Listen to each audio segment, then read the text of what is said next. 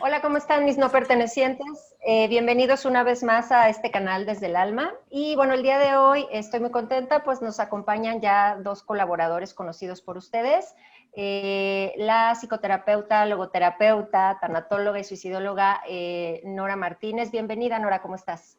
Hola Miri, mucho gusto. Gracias por la invitación. Es un gusto y un honor también estar compartiendo con Rauli en esta charla.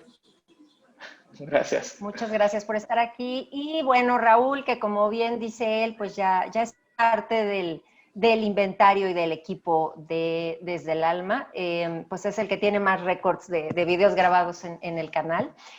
Raúl, pues desde Trascender Psicología te agradecemos la presencia. Él es suicidólogo y psicoterapeuta humanista y existencial. Muchas gracias por estar aquí, Raúl. Muchísimas gracias por la invitación y un saludo al auditorio de los no pertenecientes. Pues bueno, el día de hoy quise invitar a Raúl y a Nora para hablar de un tema que me parece importante y es el tema de la feminidad y la masculinidad. Un tema que aparentemente tenemos muy claro y parece que el concepto que traemos pues ya es del siglo pasado y sin embargo parece que todavía para algunas personas puede tener mucha vigencia.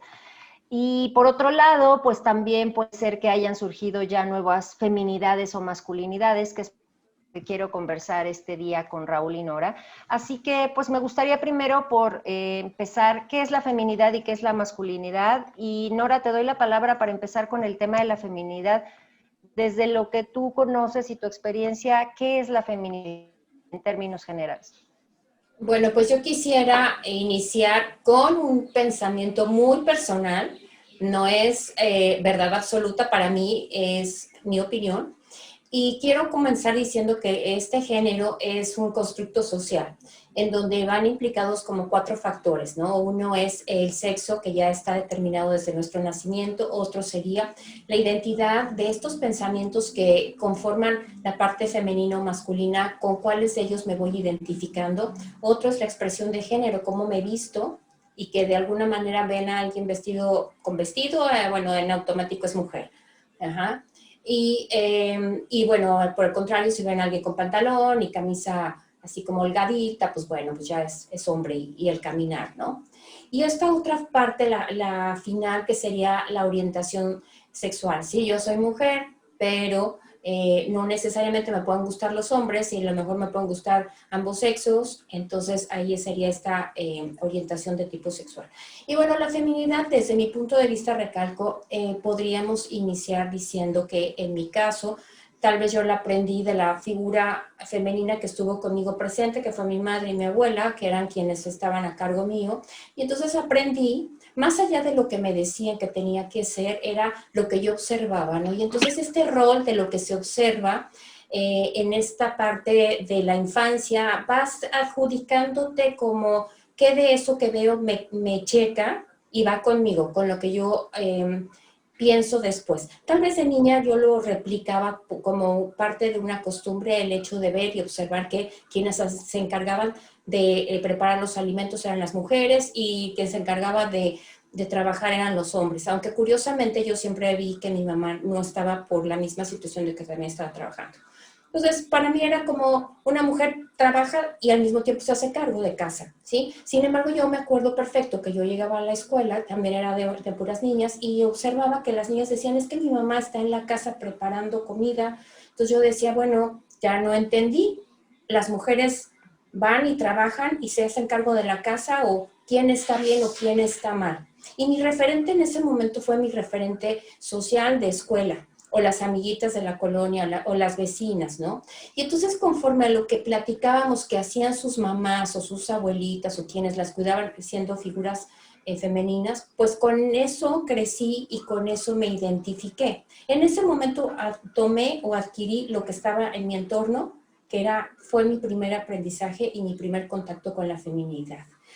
Y entonces, con el paso del tiempo, obviamente ya vas teniendo un poquito más de criterio, vas relacionándote con este ambiente mixto en donde ubicas qué es lo que se hace una chica y qué es lo que no hace una chica en la secundaria preparatoria, y entonces vas adjudicando ciertos roles. Yo me acuerdo perfecto que también en esta parte observaba que a la secundaria se iba de falda y entonces la mujer que iba vestida de pantalón era marimacha. Entonces, de ahí, cuidado, te alejas porque es marimacha, dado que no viene con esta parte cubriendo el rol que en ese momento era el esperado. A partir del siglo XVIII, a partir de la Revolución Industrial, que los hombres dejaron de ir a las guerras para comenzar a ir a las industrias, y que de cierta manera eran reclutados para comenzar en esta producción en masa, se le fueron destinando también ciertas características de rol de género a las mujeres para de cierta manera ahorrarle energía a los hombres para que pudieran ser más productivos. Entonces pues digamos, es un condicionamiento cultural que se nos ha generado y a la fecha, ¿no? Creo que la manera en como yo he vivido la masculinidad de una manera muy agresiva es poniéndole énfasis a ser exitoso, a ser económicamente activo, para ser el proveedor de mi familia y de cierta manera no tener un tiempo para vivir la emocionalidad. Es decir, tengo que dedicarme a todo menos a vivir esta dimensión emocional, la cual ha sido censurada desde la sociedad, la religión, la cultura, los padres, la educación, la misma pareja. Entonces, de cierta manera, yo en lo personal pienso que los hombres también sufrimos y sufrimos de cierta manera una privación emocional muy severa de la que estaremos hablando pues en este capítulo. En relación a lo que dice Raúl, yo retomaría esta parte en donde dice Raúl, no está permitido mostrar emociones. Es muy cierto. En cambio, con las mujeres, ¿qué es lo que pasa? A ti no te permiten gritar porque está mal visto. Tú eres una señorita, tú eres una damita y las mujeres no gritan. Pero sí está permitido llorar y múltiples facetas del llanto. Y sin embargo, a los hombres es por el contrario, no puedes llorar, pero sí te permiten gritar, ¿no? Y entonces en esta expectativa de lo que se espera de un hombre o de una mujer, pues entramos en conflicto, porque si bien es cierto, ambas esferas tienen emociones, para ambas personas es importante expresarlo como tal, y entonces en este entender qué difícil situación el hecho de, como mencionaba Raúl, el que esté relacionado a la masculinidad con el poder, con el proveer, y si esto no ocurre, ¿qué pasa, no? Y de igual manera, ¿qué se espera de una mujer que permanezca en casa cuidando a los hijos, que dé a luz hijos? ¿Y qué pasa si no da a luz o por decisión propia? Entonces allí se minimiza esta imagen femenina, porque la imagen femenina está relacionada con la maternidad. Entonces, si no fuiste madre, entonces se pensaría en algún momento que ya esa mujer es de menor calidad. O sea, es la parte que en ocasiones preguntan, ¿qué no pudiste? ¿Qué ¿qué fue lo que pasó en ti? ¿No se te dio la maternidad? Ay, sí, debe de ser triste que te quedes sola. Y entonces, ahí esta parte es la que, la misma, a lo que yo refería en un inicio, que es el constructo social, ¿no? Lo que espera la sociedad de nosotros. Que pensaba un poco, y por eso quería preguntar primero ustedes un poco lo que definían como feminidad y masculinidad, porque un poco la idea de este programa me surgió a raíz de que empiezo a observar algunas fotografías en Instagram de gente muy joven actual, y justamente encuentro en el mismo, digamos que el mismo día, me encuentro fotografías de chicas que rompen todo este esquema de este constructo que mencionan ahora visualmente, ¿no? O sea, chicas con el cabello muy corto, con ropa, camisas a cuadros, muchos tatuajes y una actitud como muy masculina, y de pronto entro a otras fotografías de Instagram y me encuentro chicos con el cabello súper largo, algunos con un poco de delineador en los ojos, con las uñas pintadas y con ropa un poco andrógina. Y me surgió justo esta pregunta porque, digo, a mí todavía me tocó venir de un colegio de religiosas donde en efecto las niñas usan falda y los hombres usan pantalón, y las niñas son sensibles y se les permite llorar, y a los hombres pues, ellos aguantan porque pues esa es su fortaleza y sí se pueden enojar y etcétera. Pero, por ejemplo, en mi caso se los puedo decir, ¿no? Yo desde muy jovencita nunca me identifiqué mucho con los roles del constructo femenino que a mí se me vendía, porque pues igual, ¿no? A mí se me decía, las niñas usan moñitos y las niñas son así como muy bien portaditas. Y la verdad es que yo desde niña jamás fui así, ¿no? Me costaba mucho trabajo como entrar en este constructo que decían que yo tenía que ser de una forma. Y conforme me voy haciendo adulto, pues también hay una lucha constante en el cuestionamiento de, no sé, ¿no? Por ejemplo, alguna vez me rapé todo el cabello porque me lo había pintado de color y es, ¿por qué te rapas? Actualmente yo tiene mucho que ya casi no me maquillo. ¿Por qué no te maquillas? ¿Por qué te tatúas tanto? ¿No? Creo que hoy, en mi experiencia, y creo que en general, al menos desde el aspecto visual, porque bueno, una cosa es lo que se ve y otra cosa es lo que hay detrás de, pero me parece que ya hay una libertad mucho más, una actitud mucho más laxa para que los hombres y las mujeres puedan prácticamente lucir lo que quieran lucir, sin que eso necesariamente tenga que tener una predisposición a si te gusta una cosa o te gusta otra, o si eres muy femenino o más masculino, ¿no? Sin embargo, lo que sí me gustaría como ir acotando con ustedes es la parte emocional, que al final eso creo que nos afecta muchísimo. Por ejemplo, Raúl, ¿qué pasa cuando a los hombres no se les permite llorar, no se les permite ser sensibles, no se les permite ser, entre comillas, blandos? ¿Qué pasa con toda esa emocionalidad que un hombre, en aras de defender su status quo de masculinidad, y se traga todas esas emociones? ¿Cuál es?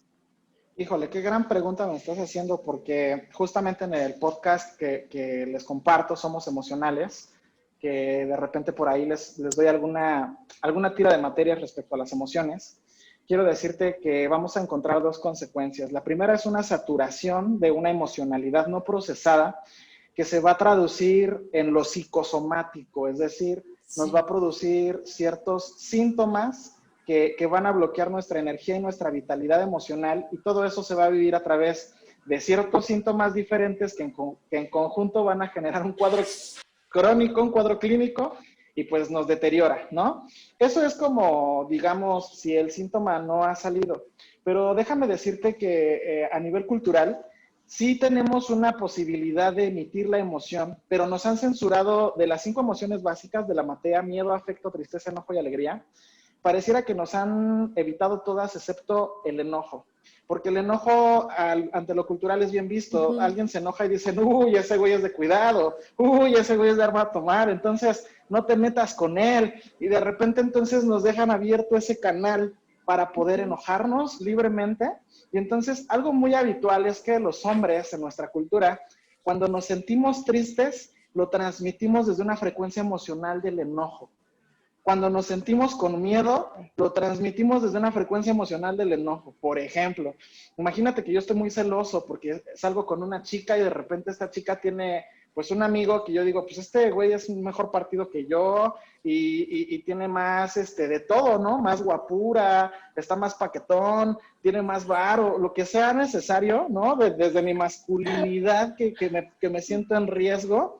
Y entonces desde esa manera yo siento miedo, me siento en peligro de perderla, pero yo no le digo, oye, sabes, tengo mucho miedo de que me vayas a dejar por alguien mejor que yo.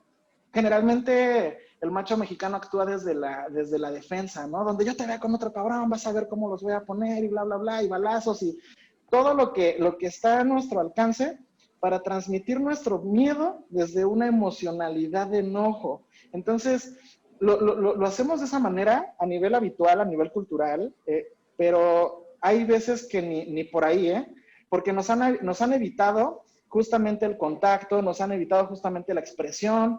De repente, cuando un varón se propone reconectarse con esa parte perdida de su mundo emocional, pues imagínate, se abre un umbral, una puerta luminosa a través de la cual puede pasar a una nueva realidad. Y eso es lo que encuentran en terapia.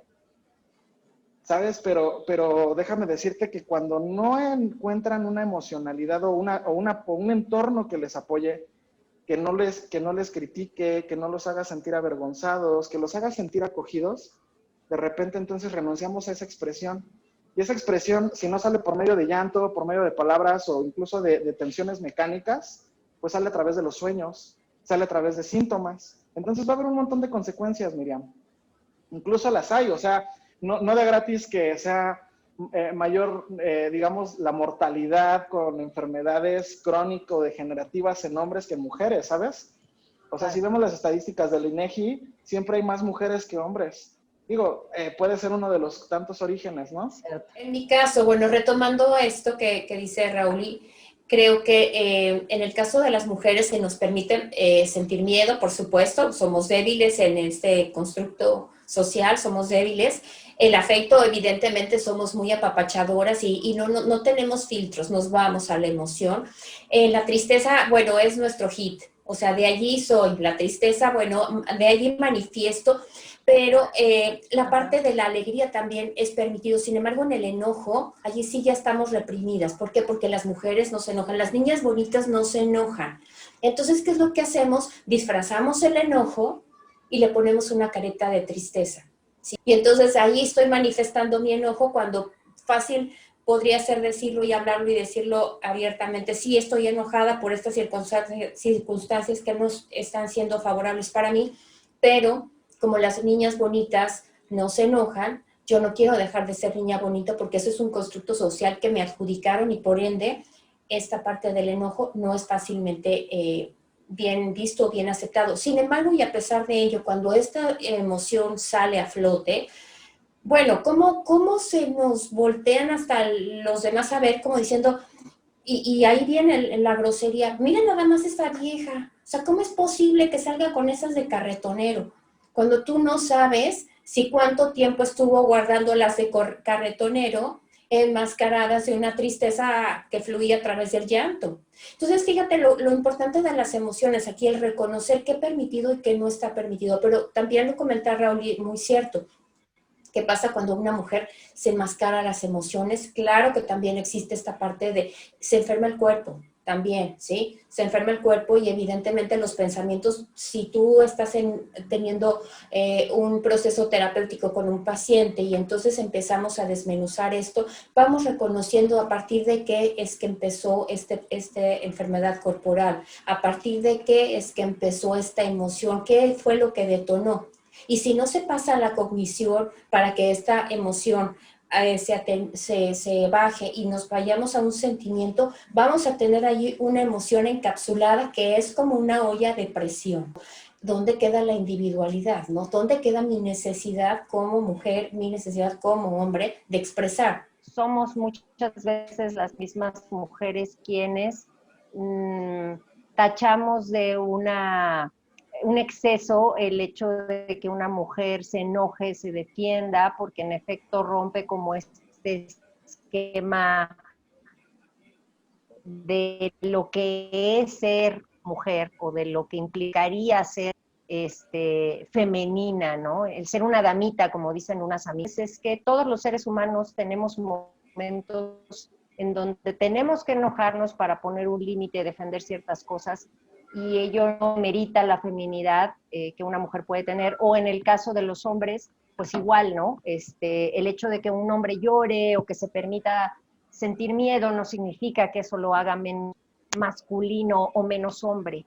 Pero, ¿qué pasa, por ejemplo, ahora? Yo les mencionaba este tema que el programa surgió un poco a raíz de las imágenes que veía en Instagram de pues chicas y la acotación visualmente, ¿no? El cómo se construye en una imagen. Estamos en un tiempo donde de verdad te encuentras que constructos se han movido muchísimo y encuentras pues una mezcla muy heterogénea. Pero ustedes que en la práctica tienen muchos pacientes jóvenes, por ejemplo, detrás de estas imágenes donde aparentemente ya cada quien toma el look que individualmente le gusta, seguimos teniendo este apego a los patrones o estos constructos que todavía nosotros venimos un poco cargando, o la verdad es que en pleno 2020 las nuevas generaciones están construyendo nuevos constructos de feminidad y masculinidad. Raúl, en tu caso, ¿qué es lo que tú has visto con los más jóvenes, por ejemplo? Híjole, pues me llegó un caso bien interesante, chicas. Es un chico trans, digamos, biológicamente es niña y se está construyendo como transgénero. Entonces, él, en su gana de querer ser reconocido como él a sus 17 años, adopta conductas masculinas desde este paradigma masculino hegemónico, es decir, es bien briago, golpea a su novia, es bien grosero, ¿no? Y entonces yo lo que le decía es, a ver, güey, si tú piensas que eso te va a hacer más hombre, estás equivocado, ¿sabes? Porque hay múltiples masculinidades y digamos las masculinidades que justamente es el tema de esta cápsula, tiene que ver con que hay tantas posibilidades de ser masculinos como femeninos. Incluso los hombres somos mitad mujer, genética y biológicamente, ¿sabes? Entonces, de repente yo, desde que muere mi padre, cuando yo tenía 8 años, que me crió con mi abuela, con mi mamá, con mis tías, y soy medio modosito, ¿no? El hecho de que soy un hombre modoso y sensible no me hace, digamos, tener otro tipo de preferencias sexuales, pero al ojo de la sociedad, eso es lo que evidentemente genera un prejuicio. Entonces, de repente, lo que yo creo es que el enemigo de un sexo no es el otro sexo, sino esta división, esta fragmentación que hacemos entre la masculinidad y la feminidad, el machismo y el feminismo, porque el feminismo, lejos de su lucha de buscar igualdad, ha caído a ser un embrismo, y entonces es el contravórtice del machismo, y diría mi amiga Marta Lamas, todo extremo genera violencia, ¿no? Y entonces, retomando la parte que dice Rauli en relación a esto, Miri, creo que esto que yo mencionaba en el inicio, que eran los 4 factores, como es el sexo, la identidad, la expresión de género y la orientación, no es un constructo lineal, sino que podemos tener desfasamientos en esto, y no por el hecho de que sean desfasamientos, quiere decir que hay un bien o un mal, porque entonces nos vamos a lo relativo, ¿qué es bien o qué es mal? ¿Acorde a qué? ¿Sí? Y entonces en esas expectativas de lo que se esperaría que esa persona, ese chico trans, por ejemplo, o estas chicas que tú has visto en las fotos de Instagram, o los chicos que están en fotos de Instagram muy afeminados, o ellas muy masculinizadas, no necesariamente tendríamos que estar hablando que son chicos que tienen otro tipo de preferencias. Simplemente eligieron en esta expresión de género, decidieron vestirse así. ¿Por qué? Porque les gustó. Y no necesariamente es etiquetarlo. Pareciera que si yo no cubro estos 4 aspectos, ¿sí? Quiere decir que algo está mal en mí. Cuando no es así. Y creo que tenemos que estar muy ciertos y muy conscientes de que esta parte de la feminidad y la masculinidad la vemos desde, bueno, o sea, desde la prehistoria casi, ¿no?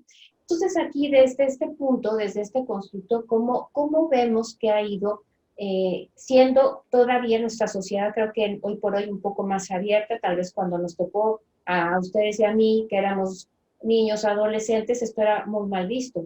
Hoy por hoy podemos salir cualquiera de nosotros.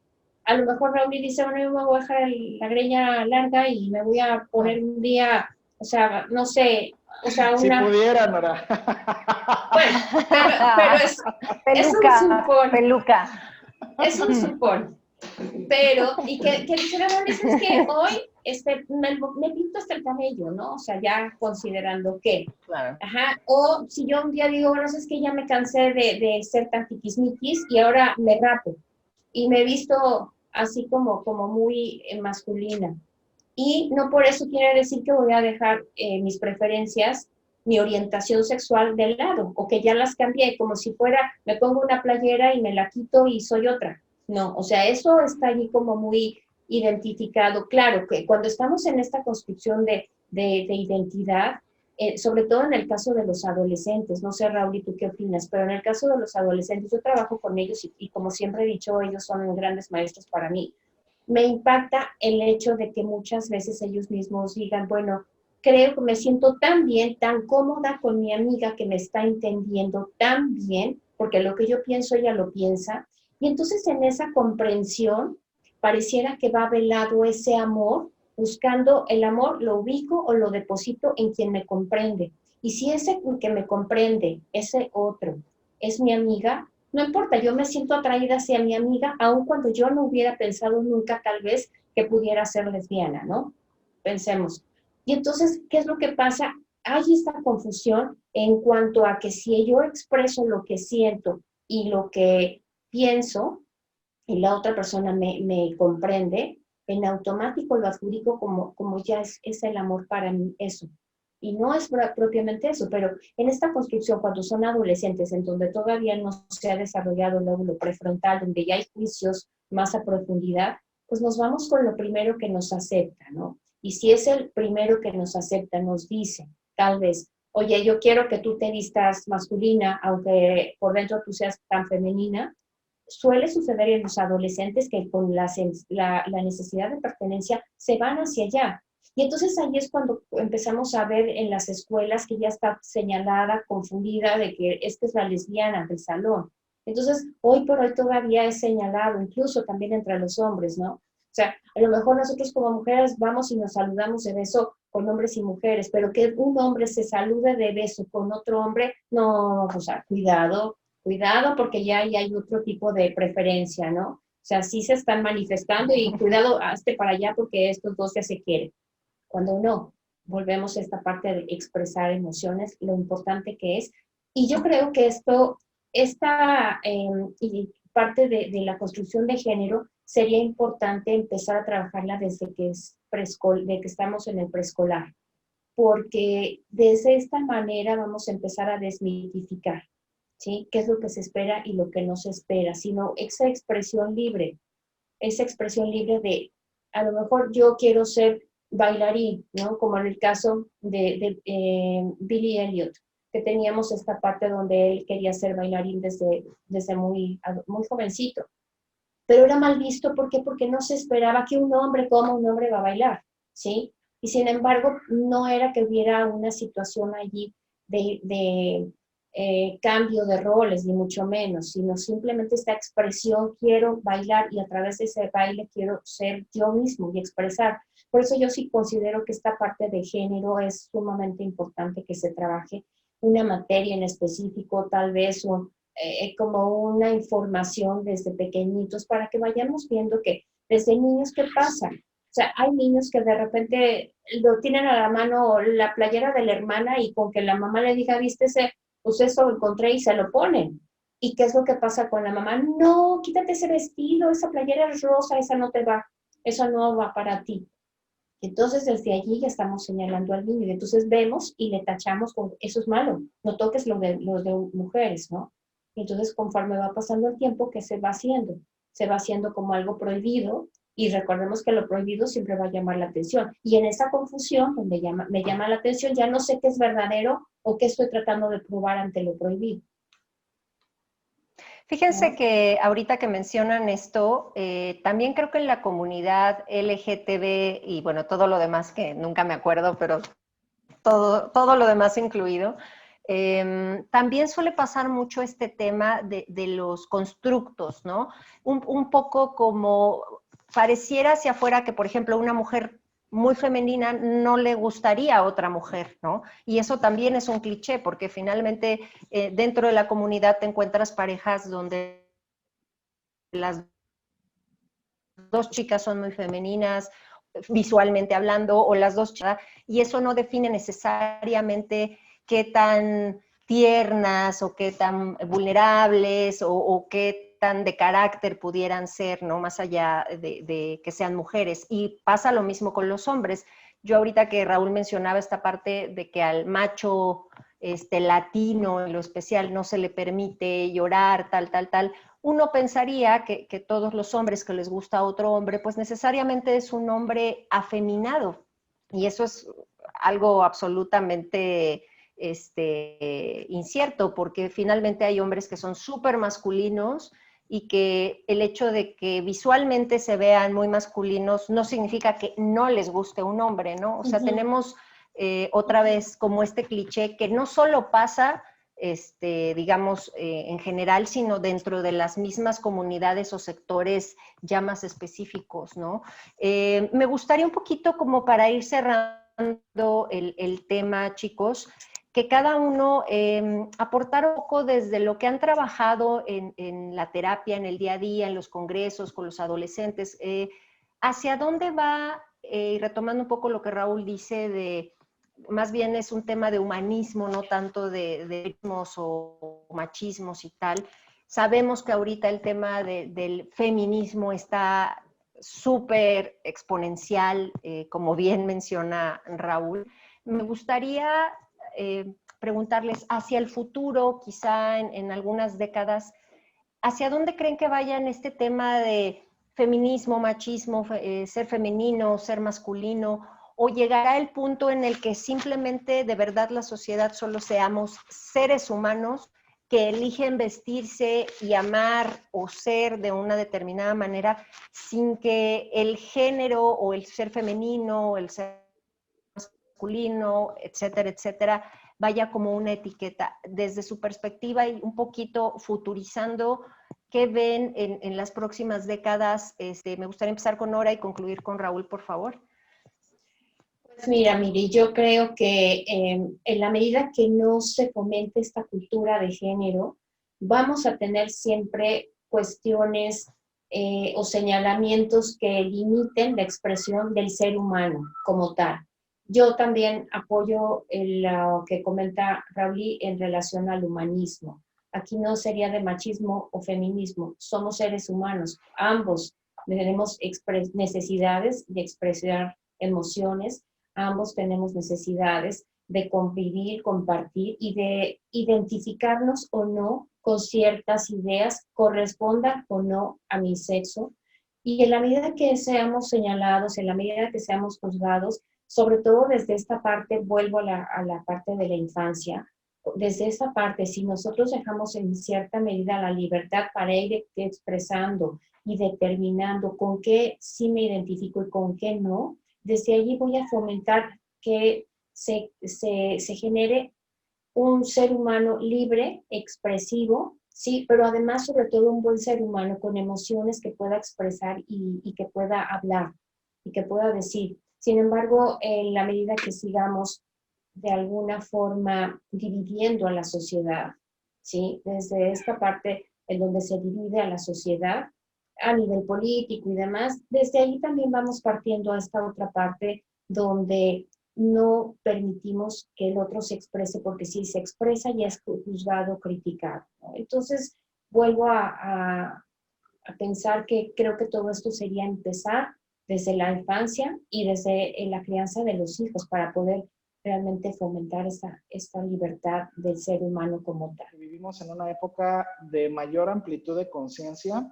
Vivimos, digamos, con el mayor sector de la población educado. Entonces, de cierta manera, estamos más aperturados a, pues, digamos, a la educación y a levantar la voz, ¿no? Los medios de comunicación finalmente ya no nos manipulan tanto como hace unas décadas. De cierta manera, tenemos una libertad de expresión. Yo considero que de cierta manera esta sensibilidad llega de acuerdo a cómo vamos avanzando en las etapas del desarrollo. Quiero ponerme a mí como ejemplo. Creo que cuando comencé a desarrollar la paternidad aparecieron nuevas emociones en mí que no conocía, ¿no? De repente me hice más empático, más solidario, tenía más capacidad de escucha, más ternura, y de cierta manera creo que a muchos hombres nos puede llegar esa etapa, ¿sabes? Sin embargo, yo no quiero descalificar la lucha feminista, porque la lucha feminista, digamos, en algunos contextos específicos, en algunas temporalidades, con algunos propósitos justos, han logrado mucho también, ¿no? De cierta manera, este año tenemos la ley Ingrid, la ley Olimpia, el registro de abusadores sexuales, la amnistía a mujeres que abortan, el veto de algunas figuras que son misóginas, y es gracias a que las mujeres levantan la voz. Yo no estoy en contra de esa parte. De repente, como hombre, quisiera no opinar porque creo que opine lo que opine, la voy a regar, ¿no? Y vivo con ese miedo constante de opinar respecto a una lucha que aparentemente no me corresponde, pero por supuesto me corresponde, porque a pesar de que no soy un congénere, pues soy un ser humano que entiende que tiene una hija, que tiene una esposa, que tiene una madre, que tiene muchísimas amigas, muchísimas consultantes, y por supuesto que estoy muy interesado en el desarrollo social.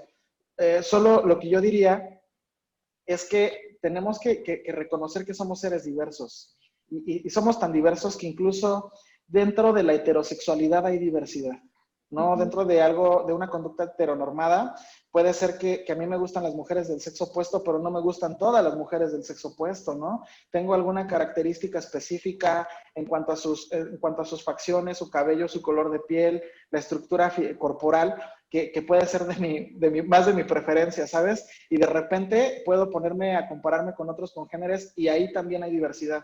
Entonces, yo lo que propongo es que seamos sensibles a que nadie tiene la razón absoluta. La realidad tiene tantas maneras de ser observada. Como observadores existimos en el mundo, como observadores hemos existido a través de la historia y ninguna está equivocada.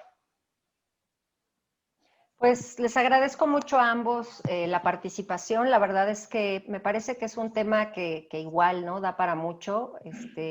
Yo en lo particular me gustaría cerrar diciendo igual en mi propia experiencia, agradezco igual estar en una época donde creo que todos los seres humanos en general tenemos la posibilidad de expresarnos y ser lo que queremos ser, ¿no?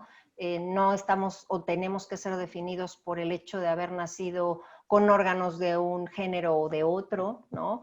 Y eso a mí me parece maravilloso porque entonces te permite estar constantemente pues siendo creativo contigo mismo, ¿no?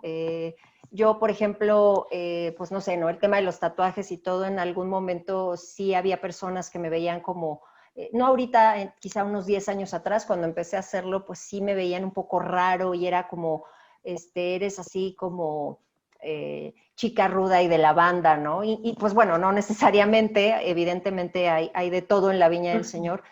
Y tampoco estoy peleada con este tema del feminismo, igual que Raúl, creo que ha sido una lucha importante que a las mujeres en la actualidad nos permite ser y hacer muchas cosas que de otra forma no estarían sucediendo. Definitivamente lo que sí no me gusta de ningún movimiento son los absolutismos, ¿no? Cuando caemos en los opuestos, porque entonces a veces justamente estamos cayendo en lo que criticamos, con el respeto en general al movimiento. Y pues nada, agradecerle su presencia, esperando que nuevamente estemos aquí para algún otro tema. Y pues esto es todo por el día de hoy, mis no pertenecientes, y hasta la próxima.